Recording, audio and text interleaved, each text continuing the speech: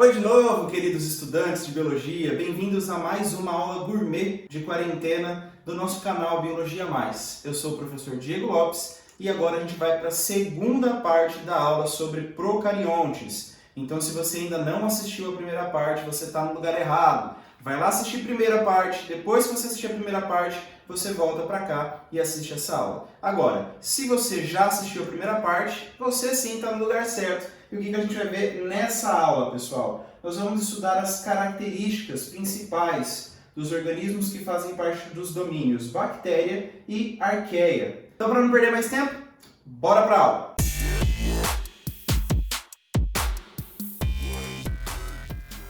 Começando então pelo domínio bactéria, pessoal. Quem faz parte desse grupo? As bactérias comuns, né, que a gente já ouve falar com mais frequência, e também as cianobactérias. Tá certo, professor, mas onde eu encontro indivíduos do domínio bactéria? Em todos os lugares, pessoal. Desde ambientes extremos, que é onde a gente costuma dizer que encontra as arqueias, até dentro do seu corpo existem bactérias. Então você pode encontrar bactérias nos mares, nos oceanos, em vulcões, nas nuvens e nos ambientes mais próximos da gente. Então, todos os lugares possíveis que você imaginar, você pode encontrar bactérias. Já as cianobactérias vão viver em ambientes aquáticos. E como eu já adiantei lá na nossa última aula, os procariontes provavelmente são os primeiros organismos a povoarem o nosso planeta. Então a vida pode ter surgido a partir de organismos procariontes. As principais evidências que a gente tem para isso, pessoal, são registros de organismos que viveram há 3,5 bilhões de anos. Não são organismos com essa idade, mas eles deixaram marcas por onde eles passaram. Então, por exemplo, as cianobactérias deixaram marcas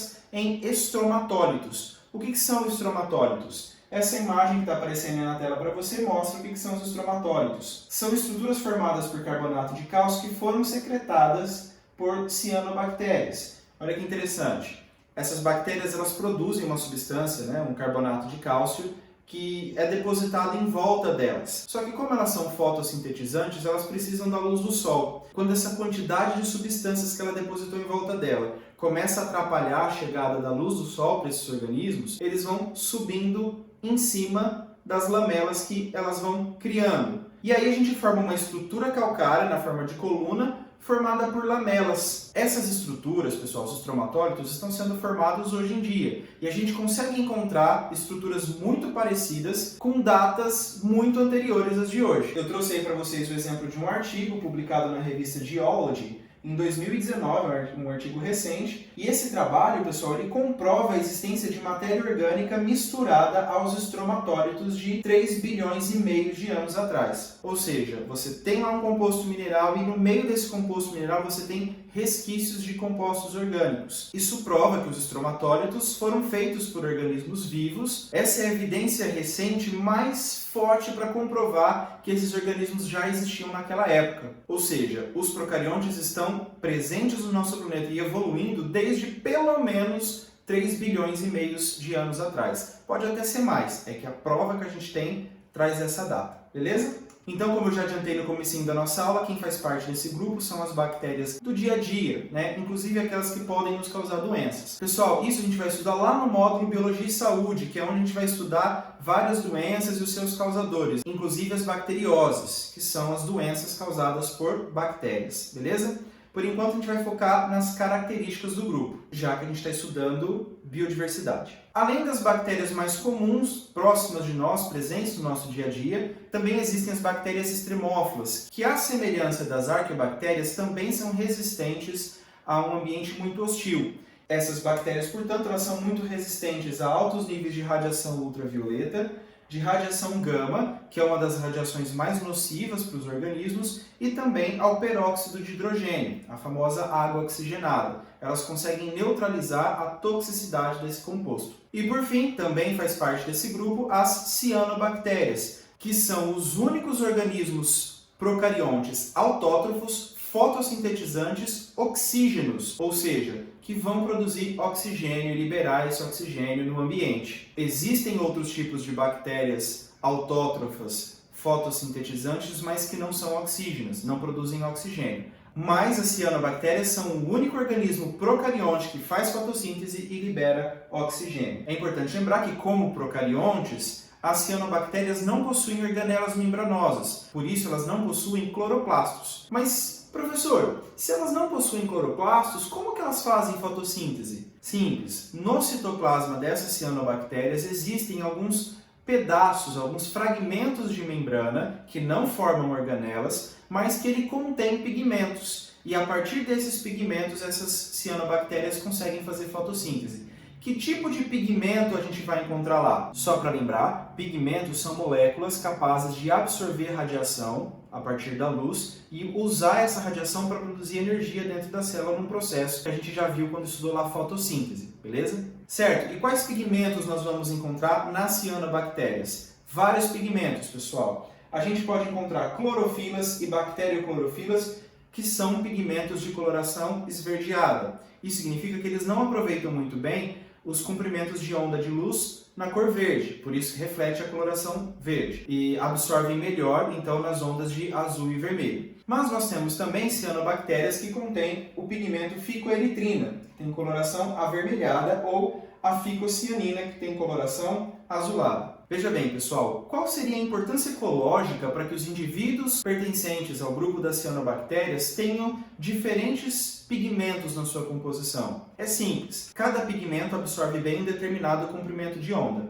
Se cada organismo tem pigmentos diferentes, cada um desses organismos vai absorver melhor comprimentos de ondas diferentes. E assim isso diminui a competição pela luminosidade, por exemplo, entre esses indivíduos que dividem o mesmo espaço. Isso é uma forma de otimizar o aproveitamento da luminosidade no mesmo ambiente, sem precisar competir tanto entre eles. Para a indústria farmacêutica, esses organismos também têm bastante importância, porque nós conseguimos produzir fármacos, substâncias biologicamente ativas a partir das cianobactérias. Então nós temos compostos citotóxicos, antifúngicos, bactericidas, antiviróticos, imunossupressores e até antitumorais que são obtidos a partir das cianobactérias. Mas claro, também tem o lado B da história. As cianobactérias podem produzir toxinas. Essas toxinas são principalmente as neurotoxinas, que vão interferir no funcionamento do sistema nervoso, ou hepatotoxinas, que atingem o fígado. É importante lembrar disso porque existe aí uma importância ecológica, porque esses organismos também fornecem um certo risco ambiental. Dependendo das condições ambientais, por exemplo, o aumento de nutrientes em corpos d'água provenientes da fertilização de solos na agricultura, quando ela é feita de uma forma irregular,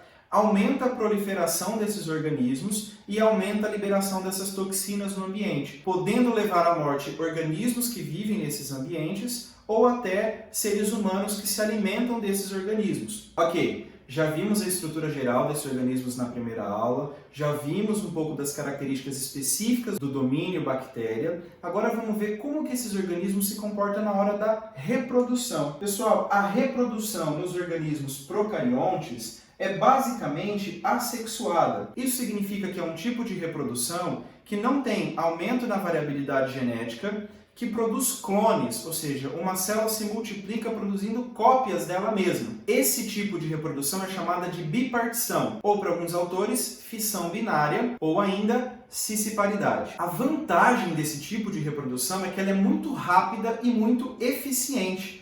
Ou seja, uma única bactéria pode se espalhar pelo ambiente com uma velocidade enorme por conta da simplicidade desse tipo de reprodução. Mas a desvantagem é não aumentar a variabilidade genética. Sem variabilidade genética, você aumenta a vulnerabilidade desses organismos. Um antibiótico ou algum tipo de interferência no ambiente onde eles estão pode acabar com a população toda de uma vez. Vamos dar uma olhadinha na tela como que funciona então essa reprodução por bipartição. Você tem lá uma bactéria no seu ambiente, no seu meio natural, e para que ela possa se dividir, ela primeiro precisa replicar o seu material genético. Nós estamos vendo ali uma bactéria que tem o DNA principal em vermelho e que tem também um plasmídio azul. Para que ela possa então se duplicar, nós precisamos primeiro replicar o material genético. A partir daí, a célula vai crescer de tamanho, separar suas estruturas até dividir o seu citoplasma em dois. Esse é um tipo de reprodução, pessoal, muito semelhante à mitose, mas a gente não chama de mitose aqui, é uma divisão celular bacteriana, Porque a mitose ela envolve toda uma dinâmica com a condensação dos cromossomos, a formação do fuso mitótico. Não é exatamente isso que está acontecendo aqui, mas é de maneira semelhante. Depois que isso aconteceu, essas bactérias se separam e elas passam a ser organismos individuais e vão viver cada uma a sua vida. Existe um processo também nas bactérias que eu não costumo pensar exatamente como um processo de reprodução, porque ele não envolve necessariamente a multiplicação desses organismos. Mas ele é uma forma de, no momento em que o ambiente é desfavorável, preparar esse organismo para voltar, para ressurgir em um outro momento quando o ambiente for favorável novamente. Esse processo é o que a gente chama de esporulação. Então, o que é esporulação, pessoal? É quando a gente forma uma estrutura de resistência que vai proteger o DNA. Então, você pode ver ali no desenho uma bactéria revestida ali pela sua membrana plasmática e a sua parede celular, que vai fazer a divisão do DNA. Só que olha só o que acontece. Uma parte desse DNA vai ser envolto por projeções da membrana plasmática dessa bactéria e vai ficar ali dentro da parede celular envolto pela membrana plasmática. A outra parte da bactéria vai ser degradada e aquela parte que ficou protegida pela membrana, depositada em volta dela, essa membrana vai produzindo substâncias e depositando substâncias ali que vão garantir uma certa rigidez para essa estrutura. Todo o restante da célula dentro da sua parede celular vai morrer. Aquele pedaço que ficou protegido, ele fica numa espécie de dormência. Ele não está morto, mas ele está metabolicamente inativo. E se o ambiente é desfavorável, ele fica assim por um tempo. Quando o ambiente for favorável novamente, o esporo germina e essa bactéria é liberada, né? Esse material genético é liberado, formando um novo indivíduo. Isso acontece, por exemplo, com a bactéria que causa o tétano, Clostridium tetani. Ela é uma bactéria anaeróbia, ou seja, ela não resiste à presença do oxigênio, ela morre na presença de oxigênio. E quando ela está num ambiente rico em oxigênio, ela forma um esporo. Aquela parte de fora do esporo morre, aquela parte que está protegida fica ali no ambiente, até que ela encontre uma condição favorável de novo. Aí, nesse caso, o esporo germina e vai dar origem a uma nova bactéria. Certo, professor? Então você disse que as bactérias, por fazerem reprodução assexuada, não têm variabilidade genética.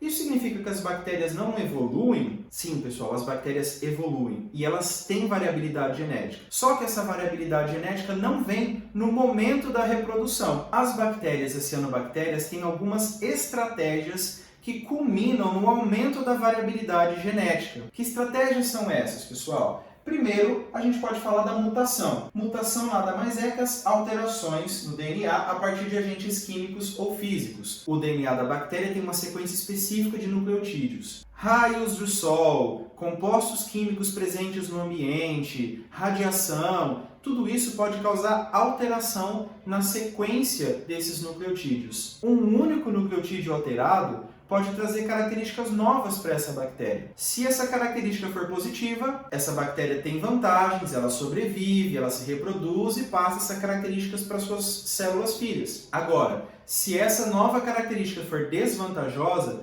provavelmente em desvantagem, essa bactéria pode morrer e ela não vai passar essa característica para os seus descendentes. Além da mutação, nós temos também um processo chamado de conjugação. Olha aí nessa imagem, nós temos duas bactérias. Percebam que essas bactérias estão cheias de fímbrias em volta delas e ela pode produzir, o que a gente chama de pelo sexual. Na verdade, isso é simplesmente uma projeção citoplasmática. E quando uma bactéria junta uma projeção com a projeção da sua vizinha, elas formam uma ponte citoplasmática.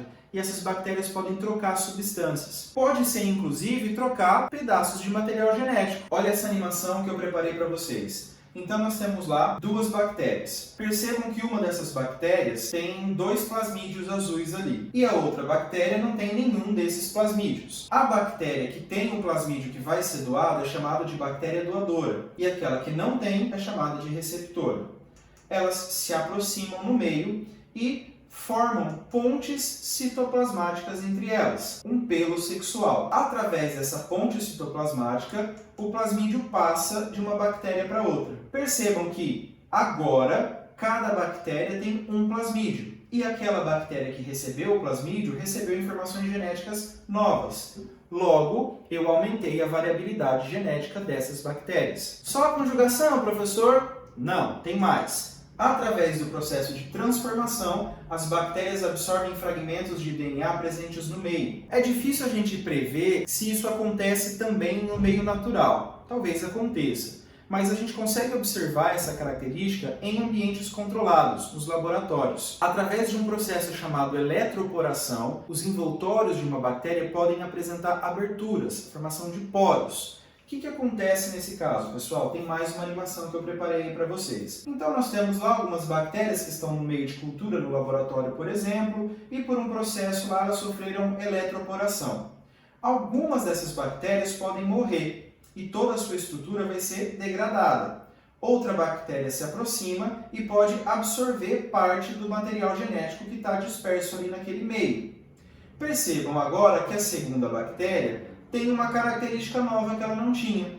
Aquele plasmídio dela que era só azul tem agora um pedacinho vermelho. Ou seja, tem característica genética nova naquela bactéria. Tem material genético que veio de outro organismo, que não estava presente nela antes. Por isso, nós aumentamos mais um pouco a variabilidade genética desse organismo. Agora acabou, né, professor? Não, tem mais ainda. Na transdução, os bacteriófagos, que são aqueles vírus que parasitam especificamente células de bactérias, eles transferem genes de uma bactéria para outra. Tem mais uma animação, vamos dar uma olhadinha como isso pode acontecer. Então nós temos lá uma bactéria sobrevivendo, levando a sua vida tranquilamente no meio dela, e chega lá um bacteriófago. O bacteriófago injeta na bactéria o seu material genético, e ele pode ser incorporado ao material genético da bactéria. Quando essa bactéria se reproduz, essa informação genética que não era dela, e sim do vírus, pode ser passada para suas células filhas. Ora, aí a gente já tem o começo da variabilidade genética, tá? Agora eu tenho bactérias que têm informações que vieram de vírus e não delas. Mas não para aí. No decorrer do ciclo do vírus, ele vai começar a se reproduzir dentro dessa célula e infectar novas células. Ao encapsular o seu material genético e sair da célula hospedeira para infectar outras células, os vírus podem carregar fragmentos do DNA da célula hospedeira. E nisso ele vai levando informação genética de uma célula para outra, aumentando também a variabilidade nesses casos. Muito bem, pessoal, essa aula é bem mais curtinha do que a primeira, né? A primeira aula acabou ficando longa demais, peço desculpa por isso, tá errado, não deveria ser desse jeito, mas foi o que eu consegui fazer, tá? Nesse momento eu tô gravando a aula também com algumas luzes artificiais, porque já tá escurecendo lá fora e eu tenho que fazer essa aula, não posso deixar passar. Eu tô testando mecanismos diferentes para fazer as aulas e prometo que as próximas podem ser mais elaboradas, beleza? Bom, agora então nós vamos falar dos indivíduos do domínio Archaea, também conhecida como arqueias, ou árqueas, ou arqueobactérias, assim como elas eram chamadas anteriormente. Hoje a gente pode chamar simplesmente de arqueias, ou árqueas, depende da pessoa que vai falar. Eu falo arqueia. Professor, onde eu vou encontrar arqueias? Só vou encontrar arqueias em ambientes extremos? Geralmente as arqueias são extremofílicas. O que significa isso? Elas vivem em ambientes extremos, em ambientes hostis. Por exemplo, em fontes termais oceânicas, em vulcões, em geleiras, nos desertos. Tem arqueias vivendo nesses ambientes. Mas também tem arqueias vivendo aí, dentro do seu intestino. Ou seja, no geral elas são extremofílicas? São, mas não exclusivamente extremofílicas. E sobre elas, pessoal, a gente ainda sabe muito pouco. As arqueias são organismos pouco estudados em comparação com outros organismos. Mas, do que a gente conhece, a maioria delas é anaeróbia e muitas delas são anaeróbias estritas, não toleram a presença de oxigênio. Então, nós vamos encontrar arqueias, geralmente em locais onde não tem oxigênio. Geralmente, esses locais são cobertos, né? São locais onde a gente não vai encontrar uma grande quantidade de luz. Por isso, esses organismos não são fotossintetizantes, mas sim quimiosintetizantes. Produzem a própria matéria orgânica, mas não utilizando a luz como fonte de energia, e sim reações de oxidação. Esses organismos, até onde a gente conhece, também não apresentam flagelos, e a sua parede celular é formada por uma composição muito variável, de carboidratos a proteínas e outras substâncias, mas nunca com peptidoglicano.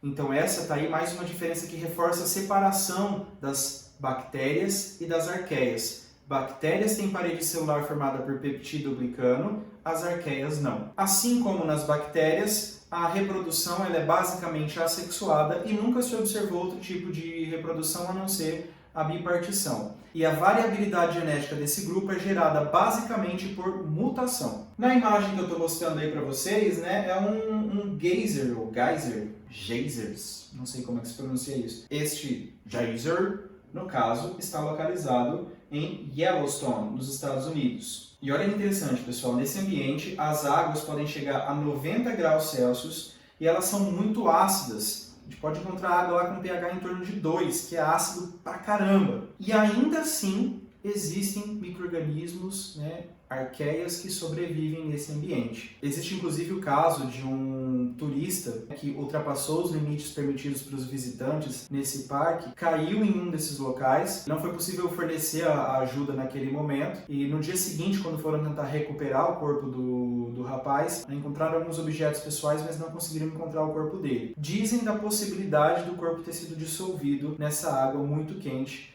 e muito ácida. Cuidado se vocês forem visitar Yellowstone. Bom, tem algumas arqueias que têm maior interesse para nós e vamos dar uma olhadinha nesses organismos. Nós temos as arqueias metanogênicas, que são anaeróbias estritas e produzem metano como subproduto metabólico. Onde a gente vai encontrar essas arqueias? Elas vivem em intestinos de animais, inclusive no seu, e ela é uma da grande responsável pela produção dos flatos, um nome bonito que deram para peido. Também vamos encontrar em ambientes naturais anóxicos, né, com ausência de oxigênio, por exemplo, pântanos, geleiras, desertos e fontes termais. Para a economia, ela é interessante, pessoal, porque em aterros sanitários, por exemplo, a decomposição da matéria orgânica presente ali no lixo é feita por esses organismos. E como subproduto ela produz metano.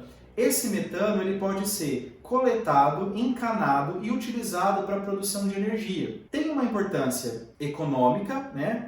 Uma fonte renovável de produção de energia, uma fonte limpa de produção de energia, mas também tem um fator ecológico. O metano é um gás estufa.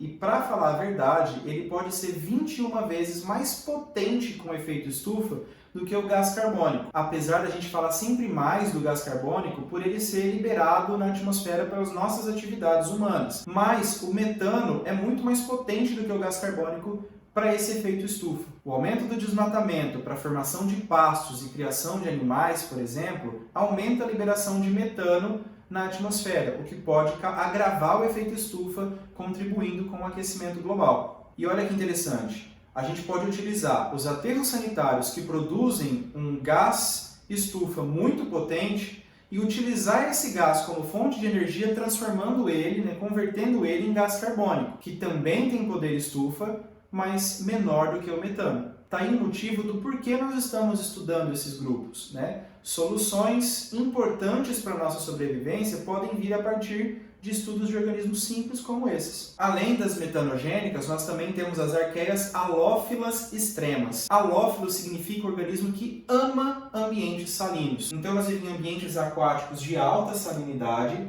e elas podem produzir a bacteriorhodopsina, que é um pigmento avermelhado também. Então olha essa imagem que interessante. Essa imagem é de um ambiente natural, tá, pessoal? No lago Hillier. Não sei se é assim que pronuncia, mas fica na Austrália. A coloração desse lago é devido à presença de algas e de arqueias halófilas que contém esse pigmento que dá essa coloração rosada. Não tem nenhuma interferência, não está poluído, não tem nada de errado nesse ambiente. Aí eu não sei dizer se tudo bem você, por exemplo, tomar um banho nessa água, porque esses organismos podem produzir toxinas, como a gente já falou antes, tá? E por fim, nós temos também as termófilas extremas, que são arqueias que vivem em ambientes de alta temperatura, que podem variar aí de 60 a 150 graus Celsius. Normalmente elas são quimiosintetizantes e obtêm energia através da oxidação de enxofre. E o que eu trouxe de interessante para falar sobre elas, pessoal, é que elas podem ser aplicadas na biotecnologia. Existe um procedimento laboratorial chamado PCR, que é uma sigla para reação em cadeia da polimerase. E a gente utiliza essa técnica para analisar a expressão gênica. Eu não vou entrar em detalhes sobre a técnica em si, mas parte desse procedimento ocorre em altas temperaturas. Então, para você conseguir simular a replicação de fragmentos de DNA, por exemplo, você precisa aquecer bastante esse DNA, separar as duas fitas, né, porque o DNA é uma molécula de fita dupla, para poder sintetizar cadeias complementares dessas fitas de DNA que foram separadas. Para isso, a gente usa uma enzima chamada DNA polimerase. A minha enzima, a sua enzima, ela atua bem a cerca de 37 graus. Só que esse procedimento, para poder separar essas fitas do DNA, a gente aquece até 94 graus Celsius. As nossas enzimas a essa temperatura estão desnaturadas. Como que a gente pode fazer para pegar uma enzima que vá resistir a essa temperatura e poder fazer esse procedimento laboratorial funcionar? A gente pode pegar o DNA de uma arqueia termófila extrema. Já que esses organismos vivem até 150 graus Celsius, a gente pode pegar as enzimas deles que resistem a essas altas temperaturas. E mais uma vez aí, a gente estudando as arqueias para poder aproveitar o máximo que esses organismos podem nos oferecer. Bom, pessoal, essa aula era para isso, tá? Era curtinha mesmo, para trazer algumas características a mais do domínio bactéria e do domínio arqueia, porque aquela nossa primeira aula já tinha ficado bastante longa. E agora sim vocês estão com um conteúdo completinho sobre os organismos procariontes, tá? Tudo que você precisava saber sobre os procariontes para o dia a dia e para os vestibulares está aí. Claro, tem coisas muito mais profundas que a gente poderia discutir, mas acho que não cabe nesse momento para o nível médio. Agora você pode se inscrever no canal se ainda não se inscreveu, você pode deixar o seu like para ajudar esse conteúdo a atingir o maior número possível de pessoas e atacar as listas de exercícios sobre procariontes, certo? Muito obrigado, pessoal! Até a próxima!